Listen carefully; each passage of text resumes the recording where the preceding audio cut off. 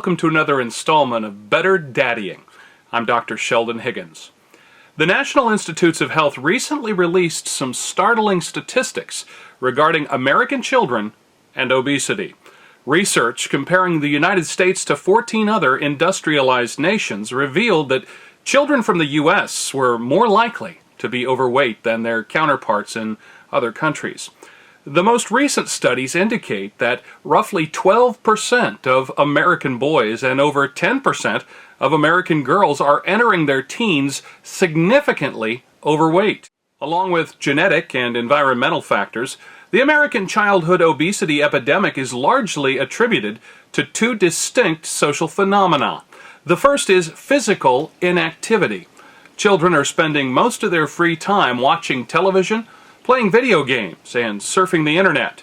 Involvement in organized sports is at an all-time low, and the national average for physical education is a mere 2 classes per week in public schools. The second factor is poor nutrition, in which wholesome and healthy home-cooked meals have been replaced with fast food. A commentary in the May 2005 issue of the Journal of Pediatrics placed much of the blame on the widespread excessive consumption of sugar-sweetened soft drinks. Today on Better Daddying, I'd like to introduce you dads to an easy, quick, and exceedingly healthy alternative to soda pop that will not only reduce your kids' calorie intake, but will also heighten their levels of energy naturally and increase their desire for physical activity. You'll probably find that you already have most, if not all, of these needed items on hand, but here's what you need. First, a coffee maker. Add to that a paper filter that's compatible with the style of coffee maker that you own. You'll also need coffee, and that's obtained easily enough as it is sold at virtually every grocery store everywhere.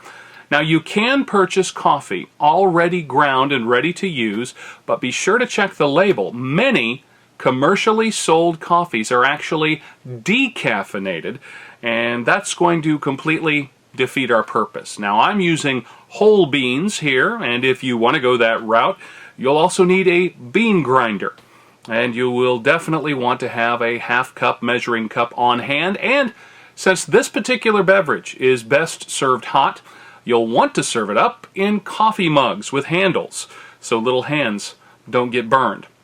Now, if you're using pre-processed coffee like Folgers or Maxwell House, you can skip steps 1 and 2. But if you're using whole beans, as I am, step number 1 is measure out 1/2 cup of coffee beans. Step 2, place them in the bean grinder for 30 to 45 seconds. This is going to reduce the beans to small granules. Once the grinding's done, step 3 is to transfer the ground coffee to a paper coffee filter and place the coffee filter in the coffee maker's internal basket. Step 4, add water to the coffee maker's reservoir. Step 5, turn on the coffee maker. Step 6, in just a few moments, that pot will be filled, and it's time to serve it up. This is where the coffee mugs come in, and as you can see, my kids love it.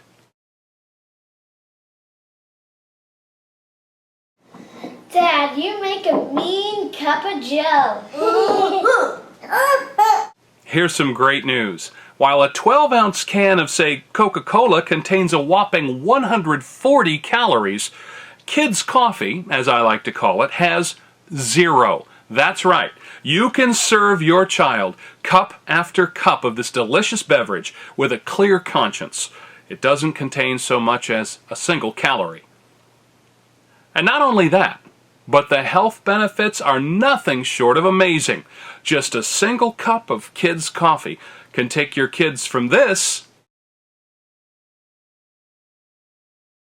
to this. From couch potatoes to human tornadoes in a matter of moments. I'm Dr. Sheldon Higgins. Thanks for watching Better Daddying. And dads, always remember, teach your children well.